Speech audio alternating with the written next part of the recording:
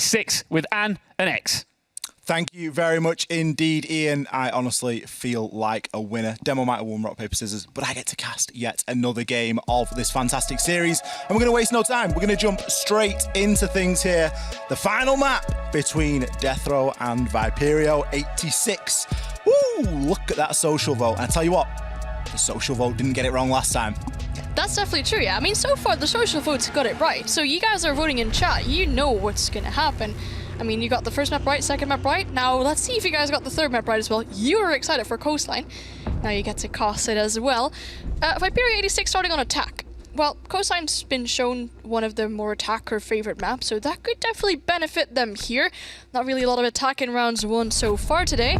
They're banning out the Lion. That's a really interesting one. We did see Deathrow play Lion quite a few times before. I mean, you could have also gone for standard Bokben like they did in the other 2 maps before this, but Lion, definitely interesting. That was actually Deathrow to ban it out, my bad. And now we have Viperio 86 ban Maverick, a Heartbreacher on a map like Coastline. Maverick's a good ban on Coast, and it's one that's become a lot more popular given the reinforced wall that is now inside of VIP. The book remains available. Viperio, up until this point, haven't strayed from a book Valkyrie ban. This time they will. They'll go for the Maverick Valkyrie instead. The Lion ban makes a lot of sense. Viperio run a lot of Lion anyway. So a map like Coastline, where you have the opportunity and the freedom to run essentially whatever you wish, is a map where you will see Lion played. So we maybe see a Dokkaebi pick in its stead there to try and replace that on the side of Viperio. Mirror to round out these bans. Mirror, so much potential, especially now with Penthouse and Theatre being a site that teams are really willing to go to, given the changes that we've seen elsewhere, mainly inside of VIP. Mirror windows can make that site extremely viable indeed. I think it's interesting to see Deathrow ban the Lion, and not, for example, the Jackal, since we've seen Viperio 86 play Jackal 2 maps in a row. So, I mean, that would have been a really good counter against any roam that Deathrow might plan on doing. I mean, Draws picking Jackal again, like he did in the last 2 maps. Adriano was hovering onto the Oryx during the pick phase, picked towards the Kite, and now goes towards the Oryx to get a potential flank going on. We do see a 6 pick from a Ying towards a Sledge as well. I mean, the fact that you have a Kite shown initially might ask for attackers to bring a Heartbreacher. They're not 6 picking off of that, so they'll still have that Heartbreacher. But that's going to make it a lot easier for them to open up this triple wall, for example, or open up any other reinforced walls. But, well, Oryx just goes and slams that triple wall in half as there's now 1 big rotate. Another benefit for the Oryx is that the big rotates that you're able to make them very quickly. It saves the shotguns a little bit of time during that prep phase as well. Opening up at the bottom of blue bar wall as well, looking out in toward the garden. I'm really anticipating some of these hatches being used here. We can hear Oryx opening up the hatches inside of Aquarium and inside of Service. They're most likely going to get utilised at some point. Now, Kitchen's a site that has seen a little bit of change as well for anyone that's unfamiliar with the way that Coastline was reworked. You're no longer able to plant so close to the doorway. This initial section here, you used to be able to essentially just get a plant behind a Monty on the threshold of the doorway. That's no longer a thing. You've got to push in deep. You've got to get past that barbed wire to be able to get a plant down now. And it's really changed the game for defenders defending onto this site. It's made it a lot more viable, because now no longer can you just get someone sat on the upside down rappel, sneak a plant in under the cover of smoke. You've got to take a lot more of the map. It's going to be the same take. It's going to be a top floor. You need to get in and get control of VIP and start to try and wriggle those defenders around a little bit. And it just takes the attackers a little bit more time. It's a very heavy roam setup from Deathrow we're seeing here as well, because there's only 1 player on site, that being the smoke in Neox here, but Joe is already in VIP, trying to go aggressive on players that might be around FaZe. We see a player around Hookah, we see a player around the Cool Vibe stairs. Jax is still just relaxing there, has a Surya gate on the Hookah door, but it's Neox to pick up that first kill onto Curly. Possibly no more nades in his hands, and only nades in the hands of Joe. I say that as Joe gets killed as well. No more nades on the side of Viperio 86, as also draw falls. And we see Viperio 86 in a very early man this advantage, because it's only been just over a minute into this round. Now Monkey tries and finds the players that were able to get these kills above, but Jax is still able to move freely. Adriano also still sitting in theater. Might be where the player dropping on the Hatcher and gets the kill onto Erkri, putting Monkey in a 1v5. I mean, it's not undoable, a 1v5, but is he gonna pull this off?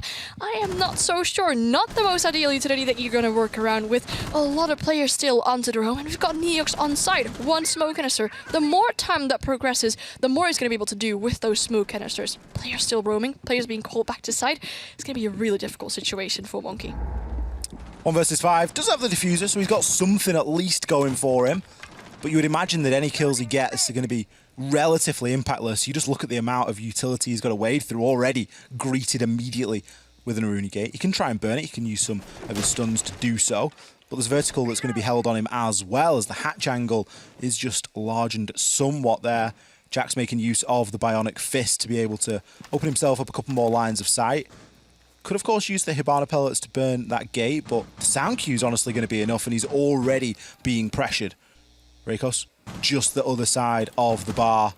Looks as though he's got a feeling that somebody's going to be there. Monkey bursts on through. He's going to pre-fire some shots down. At least doesn't have to worry about the gate anymore, but goes for the stun. Instead, will be taken on out. Flawless round there to kick things off here for Deathrow. And honestly, a round that was won in the first half of what we saw. It was a very unsuccessful roam clear from 86. We saw Joe get himself into 90, and it felt like he was immediately surrounded by 3 players. Nobody pushed into Penthouse. Nobody pushed the top of Cool Vibe stairs. It was such a one-dimensional approach from 86. Yeah, and well, they kind of gave the players of Deathrow all these 1v1s to play around with as well. As soon as the players started dropping in the penthouse, like the bathroom hatch, there was one player that was just waiting for him to drop. Easy kill to get onto that person there, and all the other players above try to get a hold of the roamers and try and deal with the roamers, but being unsuccessful in there, losing nades really early into the round, losing a lot of utility in the shape of Yana with these replicators really early into the round. I mean, Viperio 86 found themselves in a very big man disadvantage, not even after half of the round was played. So, if you're going to try and roam clear when there's so many people still left with 2 or 3 operators on the board, that is not possible. To be fair, there was only one person on site. I mean, he was situated around, like, service, so a push onto the side might not have been the easiest, but they could have also gone for a very quick take into service or kitchen, for example. Well, let's see how round 2 shapes up. Viperio not really giving us that much to go on there in round number 1. But they're going to be attacking into hookah and billiards now. Different focus and a different site here for Deathrow to defend. Almost a team ace. It was only Jax that didn't get a kill in that previous round. Ooh, you've seen some aggression. Honestly, it scares me. It really, because both of these teams hang on a little bit of a knife's edge. It really seems that whichever direction the opening kill goes, that team tends to be more successful. That's at least how we saw Chalet playing out. That opening pick was huge, and it was a really big deciding factor. Coastline is a map where you have that potential. You've got opportunities for getting a nice early kill thrown out there. You can get aggressive with some C4s. There's multiple different things that you can do, especially if you feel like the confidence is waning on the side of the attackers. You can really start to put the heat on. As it stands, it looks as though, at least for the meantime, everyone's going to approach the building relatively safely. It's actually going to be Akari to find the kill onto Jax. I'm not sure if he was droned or if he just suffered some of the most unfortunate timing we have potentially seen. That was a spicy wolving though onto that player that was still around Sunrise. Now we see Joe getting into a gunfight with a player in hookah. It's only Joe that takes a little bit of damage, and the player in hookah still left unscattered. That's going to be in a good position for Deathrow here. I mean, they do have the opening death, and let's just say the team that gets the opening kill ends up winning the rounds more than just once in these past 2 maps and the games that we've seen in general today. But Joe being on half HP definitely isn't going to help him take these gunfights with ease, especially if there's a Surya Gate right in front of you. I mean, you have the Janna replicators, you can get the Surya Gates disabled quite easily. Actually also repelled upside down on the big window. They're trying to hold down any potential flanks or rotates from defenders. Yellow ping coming out, but I bet there's going to be some kind of utility. No, there's not going to be some kind of utility. Neox takes some damage. Wanted to place some mute ammo down here, so that makes it a lot difficult for Joe to gather some information on where the mute might be. Rikos takes some damage into the process as well. That breach did not go open successfully. I really like this take from 86. They're going for a fairly minimal take into the actual map, and instead they're focusing much more on their presence from outside. They're able to get people onto the rappel. They're able to now rotate and look to pressure in onto Hookah. Their biggest vulnerability right now is going to be somebody jumping out of blue, and that is exactly what is going to happen. Adriano gets a couple of shots in there onto Joe. Joe has got a Gemini clone, so he can choose to burn that Suri gate if he gets the opportunity. Ash charge there to remove the Banshee, and brilliant flank watch there. A great heads-up play. Zakari is able to take down onto Fusion. A push unsuccessful as Joe shuts down Neox. And now Reikos has a lot of work to do here. Joe with the second kill on the round. He didn't have a lot of health to be taking those engagements, but he's more than happy to hit the swing and the pre-fire off the back of the information that his team is able to provide. Yeah, Viperio 86 definitely stepping up in this round there. You said it was a minimum effort to take a very small portion of the map as map control, but they kind of forced themselves through Hookah, and it worked. I mean, at the same time, simultaneously, they had a push coming from Aqua.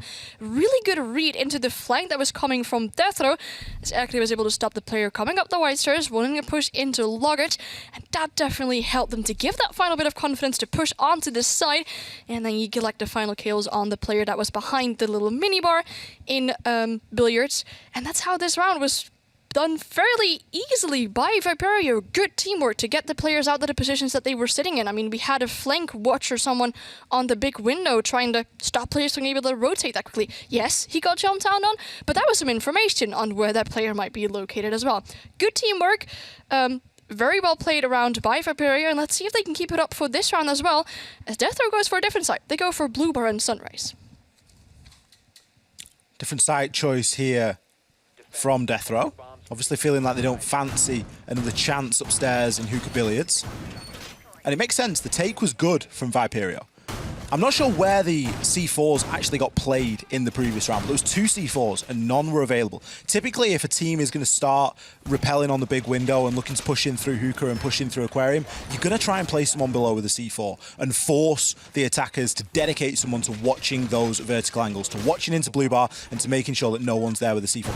The C4s weren't there. I'm not sure if they got pre-placed, I'm not sure if they got used quite early, but again, it was something that Deathrow didn't have that they could have benefited from in that defense. As it stands, they're not going to give it another go there. They're going to go downstairs into double bar, try their luck elsewhere.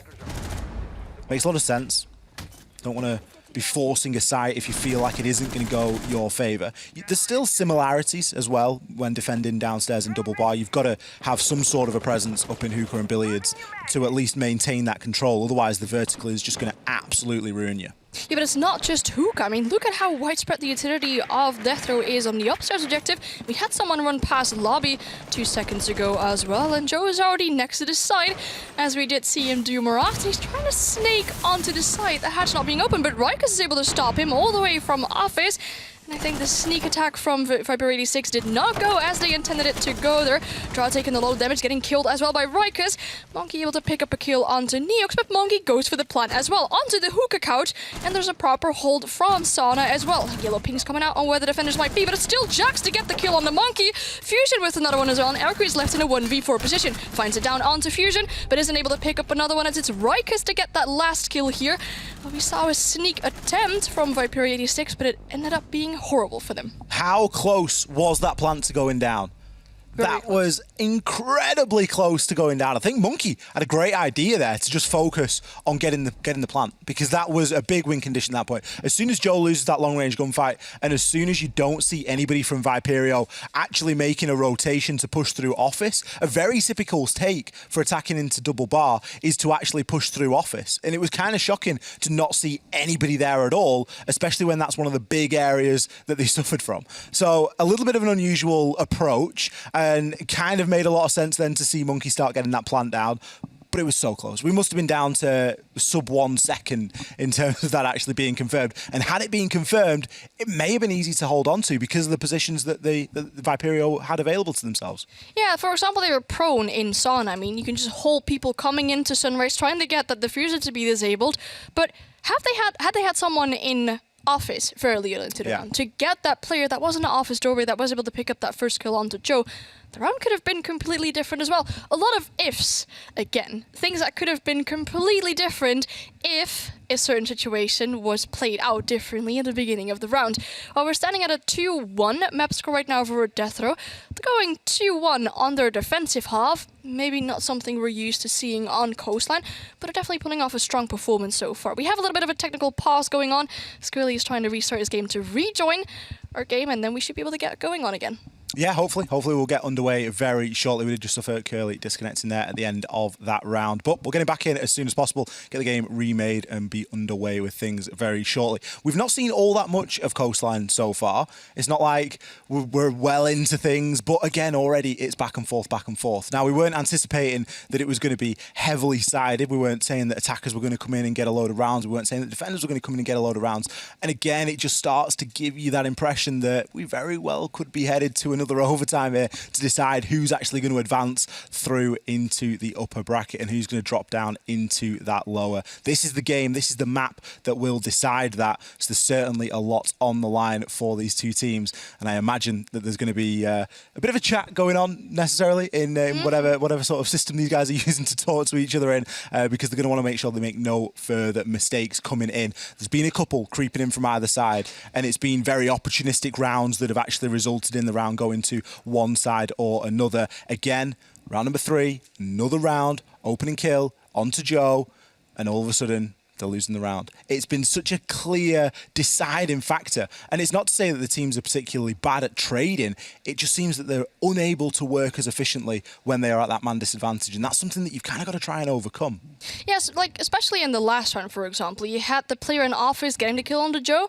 You'd expect a refrag to come in. I mean, there was no player close to office to be able to deal with that player from the office double door. We did see a player, I think it was Draw, attempt to get a refrag from the blue bar window, but there's such a tight angle that you're going to try and have to peek in from. Well, unfortunately, he had the disadvantage there, and that puts you in a 5-3 man disadvantage so early into the round. So I did see this happening more often in this specific game. Well, not necessarily on this map, but in the specific game maps before this one. Well, it's a 2-1 now. We're not looking at a 3-0 from either sides. I reckon this could go into a 3-3 split.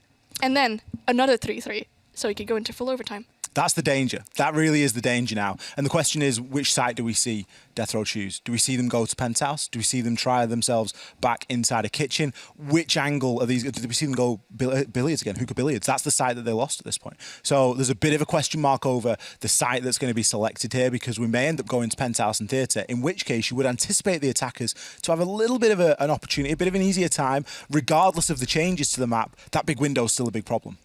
Yeah, exactly. But you can also go for like a VIP side take. I mean, the double wall there, you're going to have to use more utility to open that one up and to gain control over VIP. It actually is Penthouse, Theater, like you said before. We're seeing a Pulse 6-picked to a Kite. This could potentially lead the players of Viperio 86 into thinking that the site might be different, because would you bring a Pulse for a site like Penthouse Theater?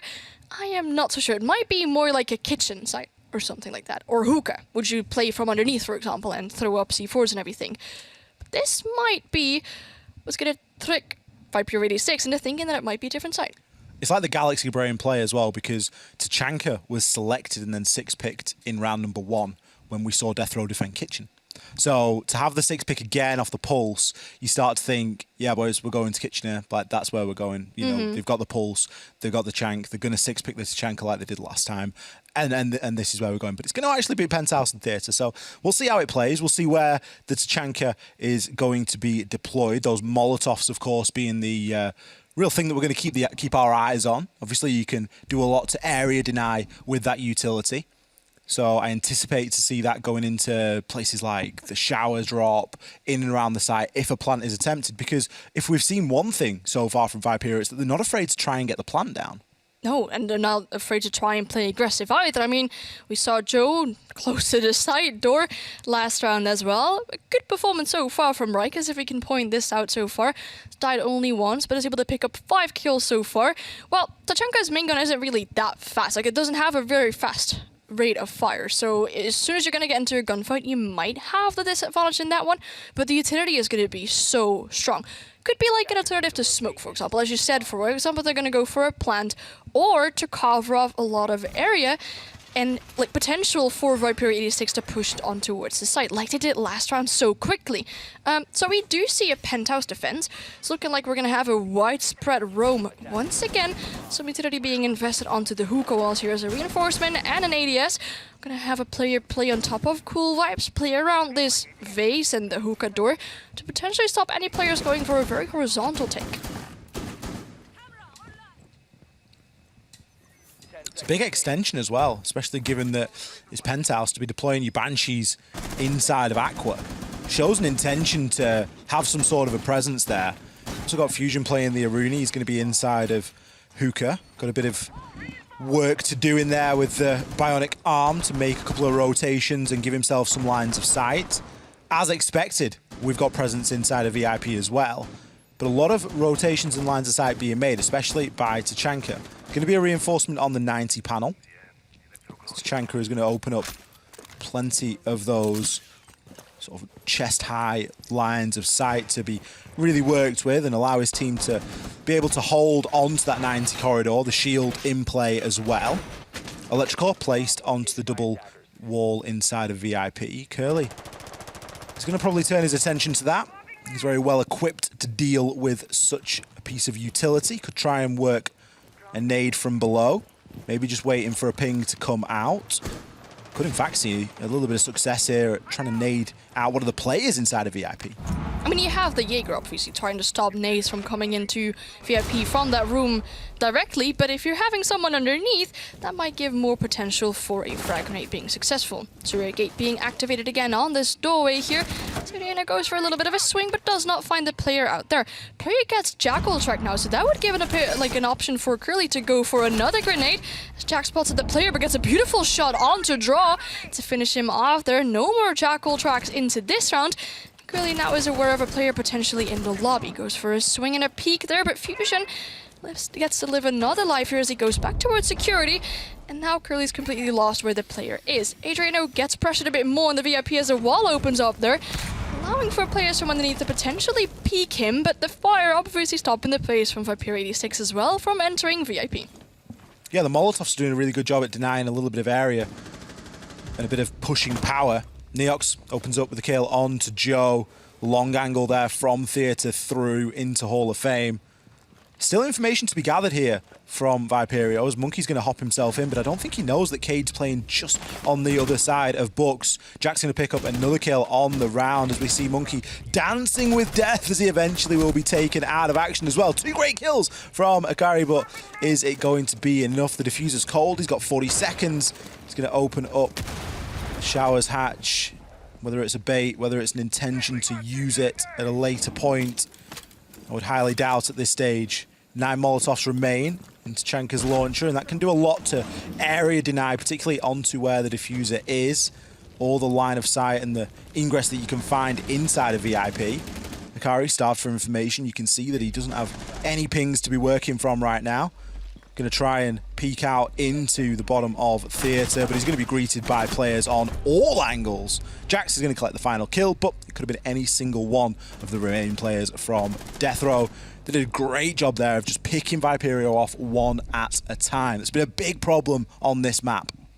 Yeah, especially with the last minute where Akari found himself in a 1vx and there's players from Deathrow just sitting, waiting patiently for that last player to push. I mean, you can go and get aggressive, but seeing as Akari only got 2 of the kills, it puts him in a 1v3 and he's able to probably pick up some more there. Well, I did like the shield setup in the 90 hallway with all the soft head height holes towards VIP where you can just put those Molotovs through. That definitely really helped out for Deathrow as well. Now that they've won Penthouse, they're forced to go to another site. They're picking Kitchen, which was initially their first site pick here. They had a really big roam there too. A lot of utility around upstairs. We saw some holes in Blue Bar and everything. There was only 1 player on site. In that round, we saw Viperio 86 go for a massive roam clear, but they kind of gave all these 1v1s to the defenders. I reckon they're either going to have to put more effort into this roam clear, or they're just going to have to force themselves onto the site, since last time there was only 1 person on site. There's got to be a point where that becomes the most viable strategy, to push just directly onto the site. We've seen that as an intention from 86 before. We've seen Monkey try and get the diffuser down quite quickly, and there were players on site then. That was probably not the best time to be doing it, but the kitchen and the way that we've seen Deathrow defend it so far, we've only seen one round, granted, but it would lend itself to somebody just hopping in kitchen window, trying to brute force and push the way in through pool and make something happen. Depending on the vertical angles that are available, at the moment it doesn't look like there's going to be that many vertical angles being made by the defenders, at least inside of VIP and that sort of thing. So there's going to be opportunity to try and sneak in. Now, whether that's a choice that 86 want to make or whether they're going to go for the more comprehensive clear, I guess these drones give that indication. And it looks at the minute as though they're going for at least a bit of control of office. They need to know what's going on in there. It's not been a main focus for 86 so far this game. Now, it looks like a very horizontal push, but Rikers is able to pick up the opening kill onto Joe. That's the Yana gone. No more nades, no more replicators. Fusion gets spotted out in office, knows that there might be some players outside office door, does not get the C4 kill on the draw. Draw gets the kill onto Fusion though, and that's the player out of office cleared out. This looks like a very horizontal take that we're seeing from Viperio here, as initially they tried to take control over Sunrise as well, which they kind of failed in, and now Rikers is able to dance around the bullets flying around him in Sunrise still. So flank being set up, a flank watch being set up as well. And they need to take care of Rikers. They need to push him out. There's Adrian who wants to take a look of what's happening in the office as well. Over 1.5 minutes left in the round. Jack still on this big window here. Trying to see if any players are around the Sunrise window. If he peeks it now, he might get the kill onto draw. That's very free kill for him to pick up. And now Rikers can swing onto this party as well. No players to be found outside that window. But again, the roam clear just not going successfully for Viperio 86.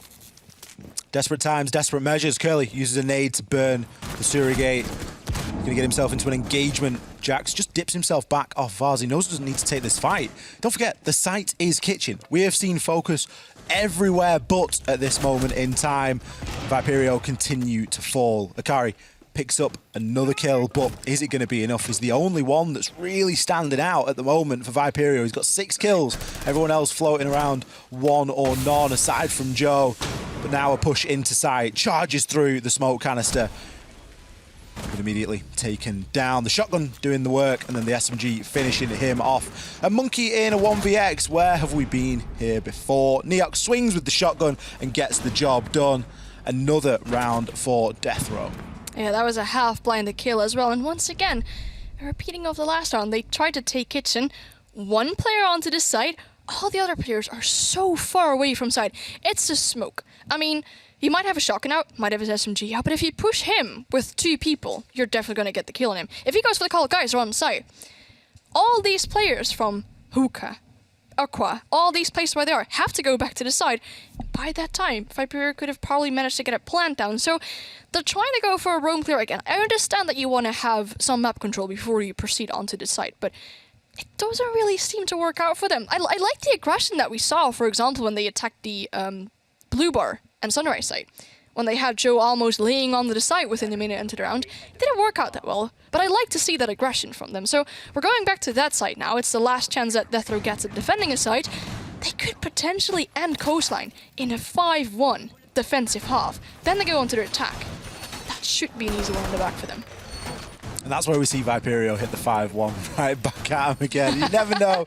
It's stranger things certainly have happened, but Deathrow, they have got all the momentum in this fixture at the moment. 1 map apiece. You can see at the top of your screens, 8-6, that's how Villa went. 7-3 was Chalet, and here we are. Deathrow looking to try and hit that reverse sweep, as it were. They were able to come out on map 1, but weren't able to lock it out inside of 2, so 3 maps was required. Maybe they're just going to prove that they're a better team on Coastline tonight. Certainly looking that way, given the current scoreline. 86. They've had trouble at every turn. They've had trouble on the entry. They've had trouble at the mid-round. They've really been giving that first kill away quite softly, and they haven't had great trades off the back of it. Fusion could be looking for... I mean, anything could happen at this point. I'm anticipating like a double jump out over the balcony, whatever it might be. He's actually retreated himself back. He's going to leave Rykos to try and deal with the pressure that's going to be coming into this office. There is going to be a Banshee on the door, so that's something at least that's going to slow down this push, but it's not going to slow Joe down entirely, as he's able to find that kill and look to try and push on through. Previously, when we saw this site, we saw a bit of a desperate plant just outside of Sauna. but this time they've done what we asked them to. Viperio they've heard our cries and they've pushed in through that office side, and they've been successful. Yeah, they know what the biggest pain point was in the last one. That guy just being in office, being able to pick up 2 kills there. Well, that's not going to happen as they have full control over office. Fusion though with the kill onto Curly. No more sledge in play for this round, as he was killed outside of the hookah balcony. Still a lot of players roaming then, but Joe is able to pick up a nade kill onto Neox. Smoke on, so a lot of utility to stop a potential plant from happening gone as well. Joe is now 140 HP, so a lot less on his side, but they're now able to force themselves more towards the site. Still going for an extended roam clear. Adriano gets Jackal track, so they know that at least one person might be offside, and Joe is tasked to make sure that he doesn't go back down the main stairs. Except one more nade that does not do any damage to Adriano, but he does know that there's a player at the bottom of the lobby stairs. Fusion getting called in to hold the potential flank from lobby 2 now, but still players above. They're really focusing on getting this player above gone. But side seems okay to take further. They've got to try and remove the players above, because look at the angles that Jack has got available to him here. He's going to be able to not only stop a plant, but any sort of push that comes on through. Akari, he's going to be able to take down Fusion, so that's a little part of the puzzle completed. Draws for the pistol. Jack, land your shots. Finds one and the second. He got the down onto Joe. Draw's been downed as well. They flipped the switch, and all of a sudden, it has slid over toward Deathrow. They've taken every advantage possible here. These roamers upstairs have caused havoc. They've caused chaos. Monkey, he's going for the recover, but he doesn't know that Jack's still up there. Oh, Jack has won it from the double window. He's found himself 3 kills up there, Anne. That is insane. To peek a window like that, to pick up 3 kills, 1 with a pistol as well. I mean, you're challenging someone that's using their main gun to get a kill with them on a pistol. It's quite showing dominance in that case. I like where this was going initially, right? Viperio got off to a good start, got that control over office, but then indeed, like you said, they realized we need that top floor control. We need to make sure that they can't hold these lines from above, so we can potentially get a plan going on. But that's where they kind of started failing. I mean, they knew where the players were. We saw Joe pulling out a nade, trying to get the Jaeger out of luggage. That was unsuccessful. Then they sent Draw above to get rid of the Jackal, of the Jaeger. That was unsuccessful. So they were able to run around freely, not being able to held down by any attackers whatsoever. That's what ended up winning the round for Deathrow. Like we said, the 5-1 advantage. They're now going on attack. I mean, Viperio 86 being on the fence, they've got a lot of options to play around with. They're picking hookah first. But if they lose this, well, that's a map point and a match point. It really is. Deathrow, they are looking scary at the minute. Player that we asked to show up and we said that hasn't had the greatest series so far. Rakos, look at him now. 7-3. Really stepped himself up there. Jax is back. 8-1. This is the Jax that we knew from way back on Villa. Seems like hours and hours and hours ago now, but he was going toe-to-toe with Joe, who on the other side was the top frag for 86. Things a little bit shaky over there. We saw Curly have a great game on Chalet, currently sitting 0-5. Draw, we saw him have some really impactful kills on Chalet as well, currently sitting 1-6. It's not all about kills, but Siege is a shooter, and you've got to be able to at least hold your own. Opening nade onto Joe. I think that spells disaster. There's a big, big loss early on inside of the round, and realistically, it has cost very, very little for Deathrow to get that kill. Yeah, there was a drone in kitchen, so they definitely knew that Joe was in that position. And a nade is probably the safest way to encounter him there and to get that kill. Draw also falling. This looks like it's falling out of hands for Viperio as they find themselves in an early man disadvantage now. They've got the Jaeger gone, they've got the Melusi gone. Not so much utility to use on later into the round, but look at the players of Deathrow. They're able to collect a lot of map control. We've got the VIP wall open, hunting down the player into theater as well. So actually has to move to this hallway, getting Jackal tracked as well. Tries to go for the engagement with Adriana, but loses the gunfight. And now there's only 2 players left on the side of Viperio 86. Curly trying to hold down these long angles. You have the smoke and the Echo Still in play operators that you want to have as those final 2 operators. A lot of utility to stop down pushes, stop down players and plans and everything. But now that Monkey's shield is gone, he's going to be a lot more exposed to people pushing from VIP and people pushing from the hallway. Uses one of his smoke guns quite early, finds a player in Aqua, gets a kill, and that makes it a little bit easier for Viperio 86. Deathrow's still got so much utility available to themselves here. Neox is just going to use his last Flores drone there, but there's still Ash utility, there's still a nade in Rykos' pocket, and there's still a couple of stuns knocking around as well from Neox. Monkey and Curly, they've got a lot to try and hold on for here. We're going to see Adriano find himself down as Jax takes the engagement with Curly but doesn't finish him off. Instead, waits a second, then re-peaks. Neox has picked himself up too, and that will be Deathrow. They are tantalizingly close now.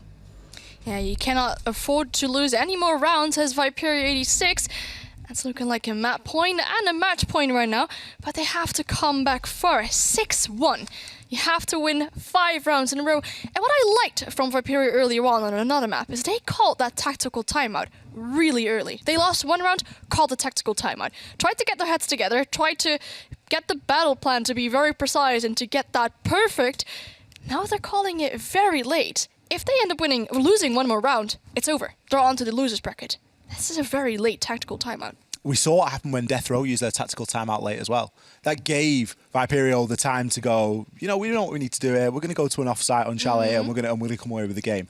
That same opportunity now is being afforded to Deathrow. They've got that same time to talk and to think, yeah, you know, all we've got to do is this. This is now our list. This is our checklist. This is how we're going to try and take this win home. And for Viperio, it really could be a little bit too little too late. This timeout could have been called easily a handful of rounds ago, 3, 4, maybe a little bit more than that, just to try and give themselves a little bit of breathing room. They've obviously suffered a little bit of difficulty tonight. We had Curly disconnect. Those sort of problems are never going to be easy to sort of overcome as a team. But now is the time. This is when they've got to put everything on the table. They don't want to leave anything in the locker for this one. A lot rides on this next round. And they can't afford to make any more mistakes. As you said, Anne, this is really where it all plays out. But a 6-1 scoreline. It was a 1-1 at one point, and then Deathrow proceeded to win 5 rounds in a row. Yep, it was close for a time. Yeah. Do you remember we said, like, oh, I can imagine this being a 3-3 Well, it was split? 2-1. Yeah. It was at that point. It was 2-1. Yeah. And I could have. I did imagine it to be a 3-3 split. I did not imagine this. No, me This is neither. ludicrous. I mean, I doubt it's gonna go back to a 6-6. I don't want to count Viperio 86 to be lost at this point, or for them to lose this game. But it's gonna be very difficult to pull it back, especially with the last round, them getting onto a very early man disadvantage when they're defending. That's not very nice. That's 16 kills for Viperio across the course of the game. Jax is on more than half of that. Jax is on 10. You put Jax and Fusion together, or Jax and Neox, you've nearly got that many kills. Yeah, or Jax and Right, because they've got more kills together. It is insane how is stepping few up again. kills we've seen from 86. Knowing what this team can do, knowing they're a team of gunners, they have been taken apart here tonight on Coast. It isn't over. Don't get me wrong. And I like how you're pointing out frags. I mean, Coastline, we all know it's a frag-heavy map, right? You want to get the frags. Exactly. Like, we don't always talk about kills. Siege is a shooter. It's important you're able to win your gunfights. But that isn't happening. And on a map that's this aggressive, I mean, it's happened there. That was probably quite nice from Joe's POV. We got it from Jackson. We just see him crumble like a bag of potatoes. But still, that's one. It's a start, isn't it? It's a top It's a start. It's a start. Which is a good thing. But, well, there's 4 more players to find for Viperio 86, and we still have Rikus going 8-4. Very good showing from him so far. We also have the Floors. I did like to see him being played out in these last rounds as well. Being able to use utility or destroy utility from the friend is a lot easier. But Joe is definitely going to try and hold back to not let this game go that quickly. Gets up another kill, and then Curly picks up one onto Neox as well. And now there's only 2 players left on the hands of Deathrow. We've got the Jackal, we've got the Yana. Yana currently using her drone to spot out the information of where the defenders might be. Now that there's a Jackal track coming out, we do have a little bit more information of where these defenders are. There's still someone around security, far back into office it seems. Yana still got her nade, so there's a lot of damage she can do with those, but it looks like the players are very far away, and to toss your nade at this much of a distance, it's not always the easiest thing to do. Whatever was said in that team talk seemed to have worked. Look at the score. Look at the man count. We've got 5 versus 2, and we're only just approaching the halfway point of the round. So whatever they've told each other, however they've hyped one another up there, it is working. Is it going to continue to work? Well, Draw at least is going to continue to pick up kills and leave Rykos in the clutch situation. Trapped inside a blue bar. He's got information. He's going to try and pre-fire his way through this, but it was the other direction he needed to worry about equally. Couple of players there, everyone really thirsting after that final kill. We get a nice POV there from Emery as to how he was able to pick that one up. It is a start. Don't get excited, Viperio fans, but this could be the beginning. It could be the first step in a very long journey to try to drag this one back. They need 4 clean rounds before we even think about an overtime. Well, this was a very clean round, right? It was squeaky. Yeah. A 1v1, and if you win that eventually, like we saw on Chalet, for example, that's possible as well, but not really helping towards your mental, I reckon, to get these games or these rounds going in your bag. Now they have to go to hookah and billiards again. That was the side that they played before this round. That was the side where they ended up being on the very early man disadvantage. How are they going to try and stop that this time? I mean, they've got a different lineup with operators. They brought the Echo last time. They don't have the Echo this time. They have the Thunderbird. This might be where we see Prime Joe just going for gunfights, running back towards the side to get himself all stimmed up with the Dakota stations. But if you lose that initial gunfight and you die, you put your team at a major disadvantage. And that's not something that 86 can afford to be at the moment. They need to be playing the opening part of this round exceptionally. They need to be playing it like they're all in a 1 versus 1, realistically, because they can't afford to make any mistakes. You give Deathrow an opportunity here, and they're going to grab it with both hands. The lineup that Deathrow is running, I think, is really suited to the current meta on Coastline. The Flores pick, almost mandatory at this point. There's so many good places that you can deploy those drones, and you might be asking, well, why is it particularly good on Coastline? One of the main reasons is the vents in the roof, and where you're actually able to throw drones through the drone holes in the roof. You can throw your Viperio drones through there, and you can see very, very easy success, and you can get to the heart of a lot of these defensive holds. What, forest drones? As it stands, Anne, I finished my point because it was very relevant, but we're not going to see it this round. No, true. Yeah, I was opening Death Neox on this. It was a beautiful talk about the Flores drones and how they are so effective, but in this round, I reckon they're not going to be effective. I mean, they're not existing anymore. No, they just don't exist. No. Unfortunate for the players of Deathrow, but they're going to continue and try and get some map control here as we see players around their VIP Belg. They have this wall open already. Could potentially push inside. There's a little rotate towards hookah as well.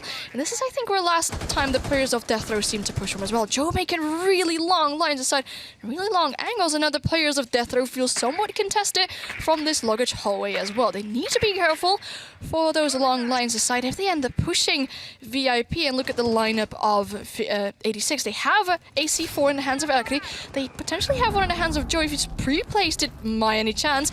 Draw gets a kill onto Fusion. That brings Viperio into the man advantage 1.5 minutes into this round. Draw's just come out of nowhere. A couple of rounds ago, we were criticising him for having only 1 kill. He's got 4 now. He's regularly picking them up, at least over the last couple of rounds. So I think that's a good sign at this point, given how this game needs to go from this point onwards. We need a bit more out of a couple of other guys on 86, but ultimately, if they keep pulling in this direction and they keep able to get both of these opening kills, you know, that's 2 rounds in a row where they've picked up the first 2. That's a really big swing of momentum, and you can almost see the panic on Deathrow when that happens. They can't afford for this to continue.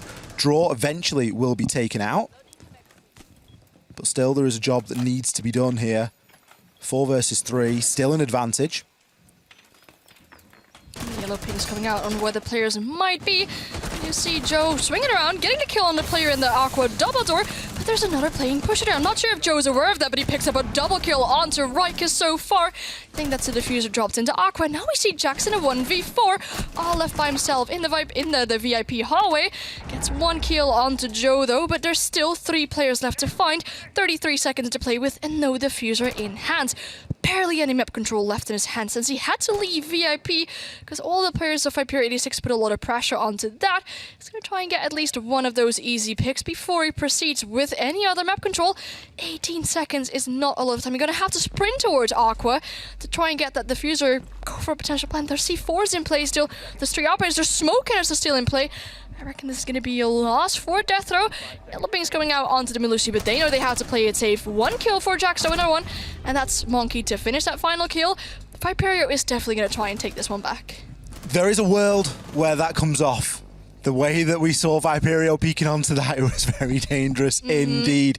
We are going to hit another timeout. I promise you, we're not just trying to build suspense. These teams are genuinely using the timeouts here. This time, it is Deathrow. They know that they need to come up with something here. They called it mid-round, so we were ready and waiting for it. But the writing's on the wall there. The mentality, you can almost see how these guys are thinking if they're going to be calling that timeout as the round is still in progress, they know that they need to make something happen. They need to be a little bit different in these approaches because this could quite easily run away from them. We've seen a couple of rounds chained together here by Viperio. Last time we were here, only a couple of rounds ago, we were a little bit down and out. We were like, oh, guys, you know, we promised like an overtime, but we're sorry, maybe this isn't going to happen. It's back on. I mean, they're on a match point, but that doesn't mean you've secured the match so far. There's potential for Viperio 86 to come back, and looking at how strong they've been those last 2 rounds, very good performance. I mean, Joe just kind of went crazy, picking players left and right in the awkward double door. Then the diffuser's dropped. Well, Jax found himself in a 1v4. Fine, 2 easy picks. I mean, that's okay. You can afford yourself that as Viperio 86. But you don't want to let that come down to a 1v1 potentially. The fact that they indeed called that timeout halfway through the round, they knew they were not going to win that round. It was never going to be a good one, that is for sure. But we are back in. Cast your minds back to how 86 came out of their timeout. Those guys looked like an entirely different team. I'd have loved to have been in the TeamSpeak that they were talking in at that point. I want to hear what they were saying, and I want to know how they were hyping each other up. And if they've just been given the opportunity to do that again, who knows? I'm seeing some strange picks. I'm seeing a Ying. I'm panicking. I'm thinking a rush. Is this a panic pick? Is no, this it's a 6 pick. No, but is it like a? Are we trying to make something happen? Are we trying to be, you know, very unpredictable or something here? It's getting a nice little replay there of Joe. Yeah, he goes for another swing there. Gets another player in the head. I could watch Joe replays all night. Just feed me Joe replays, honestly. I'll just be a React streamer for Joe replays, but you'd need visual as well because I usually just sit there with my mouth wide open like, how is he doing it? I mean, it's a strong performance from him. That's what he said. Like, you give him the Kona stations, he goes for the peaks, goes for the stims back up again, and well, he's ready to peak again. Like, the confidence is fully back onto him there. As we talked about the operator picks from Deathrow, we see a Dokkaebi, we see a Ying. This screams, or not necessarily screams, it like whispers rush to me. I mean, you can just walk into Sunrise. Potentially there's not a lot of utility on that doorway there. Flash all the enemies, call them, go for a potential plant to pull this game towards your side. It's 1 round that you need. Yeah, if you look at where the Claymores are being placed as well, it maybe isn't going to be a rush as such, but it could be a very direct take. They might not be looking for map control. They might not be trying to clear every roamer under the sun, although Joe's just going to give himself up there to Rykos. Could be a bit of a problem there, as you say. Players now setting up. Fusion, he's ready and waiting. He knows exactly what he needs to do here. Curly, is he getting an inkling? Is his spidey senses tingling at the moment? And he's going, you know what? We need to be ready for something here because something might be about to happen. Yeah, and we see Curly going quite aggressive under the window here. Spots the drone, but isn't able to find the players that are very far away from that Sunrise jump-in window. If he would have been able to get the kill, there would have been back to a 4v4, but that isn't happening. Actually holding a jump in to Sunrise window, and they're carefully droning out Sunrise, making sure they know where the defenders are. Nade's being tossed in, Flash's being tossed in, and this could look like we're gonna see a collapse onto the side. Nade's being able to hold the players back as well, but the kill from Mercury on the Fusion brings it back. Mercury getting the kill on the person with the diffuser, and now the diffuser is dropped onto the site. You see players panicking, getting it above, trying to get some holes from above to pin down defenders or get them out of their standard holes. They're having a beautiful performance so far in this round from Mercury. As the diffuser is now onto the side, the players might have to jump in to gather that one back again. The alibi saved his life. He couldn't see because of the alibi. That was beautiful stuff. So fortunate for timing. And now a gunfight will ensue and draw will be successful. Finishes Rykos off with the pistol. Furthers the advantage here for Viperio. It wasn't a rush, but it was a very direct push. Now we've got this vertical pressure now from Adriano, but it's too little too late. There's no reason to be playing behind Sunrise Bar now that you know somebody's upstairs and you're not being sufficiently pushed from elsewhere. He will be able to full wipe the player at the bottom of Cool Vibes inside of jungle, but it isn't going to matter. Toxic Babe canisters are going to cut him off from pushing on through. Jax is inside of the site and he does have the diffuser. There's no immediate denial here, no C4 and no Toxic Babe canisters left. He's going to get away with this one if we aren't careful here, and that's going to be the diffuser down. Now with the vertical pressure, this now becomes very difficult, especially given that Jax has been able to get himself outside. Adriano finds one onto Curly. This could very well be a 2 versus 4 here. 86 flooding themselves up into Hookah to try and finish finish off the vertical player so that they can safely get in and disable that diffuser. They've been able to achieve the down, but it's still a 2 versus 1. Jax needs to play this perfectly. There's not a lot of information available here for either side, and Monkey is currently trying to overwatch his teammate as the disable is going through. The shotgun will win out on that close range engagement. Monkey tries to finish off the player upstairs as well, going for that little bit of stat pad in there, but it is not required. All that was required was for that diffuser to be disabled, and it was. Viperio, they are sailing close to the wind here with this one. They've had 3 rounds back to back to back so far, and they still need another 2. Though I think out of those 3 rounds, this one was probably the closest. Yeah. I mean, eventually, they got the opening kills onto Deathrow. So no more Ying, no more Dokkaebi, no more annoying operators to have to deal with. But the Buck got control of above. He had so many lines of sight, basically forcing the operators or the defenders out of Sunrise, which allowed Jax to pick up the diffuser, go for that plant on the Sunrise couch. Would you have sent someone from Viperio 86 upstairs earlier? You'd have killed the Buck. No opportunities for the Ash to plant. I mean, that got quite close. I mean, maybe a bit too close for comfort. Oh, yeah, without that, not repeatable at all. You think about the Alibi, the Gemini, that literally won the round. Yeah. Won the round because Draw was not able to, or I think it might have been Curly. I'm unsure on who it was. There's been so many good plays. But they were unable to be seen because of that obstruction in the window. And that allowed the kill to come through onto Rakos, who, by the way, 10 and 7, not really popping off anymore. He's had a couple of ropey rounds there that have sort of put a black mark against his record, which was otherwise flying inside of this game. So there's been a little bit of a, I don't want to say that Deathrow have bottled it at the minute because they're still on a match point, but it's getting that way. It is looking like this may just be creeping away from them. They're still only 1 round away. They need to get lucky once. That is it. But Viperio, albeit apart from that last round, they've played good Siege up until this point. The last round was scrappy. It was good Siege in the context, but they've been playing good Siege overall. They've certainly come out a much different side after their team talk. Now they look to try and further this. Yeah, well, Deathrow just had their tactical timeout, and then losing the rounds, it got quite close, and then losing it eventually must definitely hurt your mental too. And now that we've seen a lot of different operators on the side of Deathrow, I mean, they're bringing the Dokkaebi again, they're bringing in Amaru. I mean, I wonder where the Amaru is going to jump in if the side's going to be kitchen. Well, maybe try and get some top 4 control really quickly or anything, because you can't just jump into the side or any hatches, because there aren't any since it's on the main floor. It's very interesting to see what they'll use the Amaru for. I always panic when I see teams really changing things when it matters the most. You know, when that match point is on the line, I panic when I see that change because you just wonder, are they just trying a little bit too hard to make something happen? Curly, sent to the cameras very early on here in the context of how these last couple of rounds have gone. They've usually been fairly slow to get going.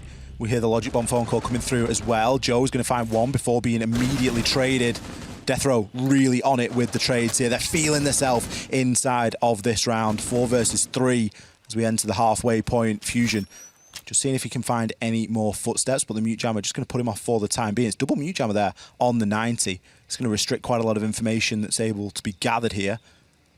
But Viperio, fairly spread out at the moment. Time is running out though. I mean, time is definitely on the defender's hands here. 3 more smoke cannons are still in the hands of Monkey. Can do a lot of damage with that later onto the round. So the more time they're able to wait now, the more purpose that the smoke cannon is going to have. Very obvious sound cue, I hope, for the player coming into the top right window. So now there's flashes coming down these main stairs. There's a player in lobby still able to do a lot of effort there when it comes to this Amaru pushing down the main stairs. But they're also obligated with the holes in the lines of sight. They're being opened up above him. There's no longer a player there, but there's a player on top of the main stairs and a player in penthouse. Player in lobby is definitely going to get pinched out of here. We do see potential still of a Jackal scanner in play when they can track out this person here and definitely push him. If they lose that person in lobby, it's definitely going to be a difficult thing for Viperio 86 to play it out. A lot of damage done onto Adriano, but now that draw falls, it's looking very bad for Viperio.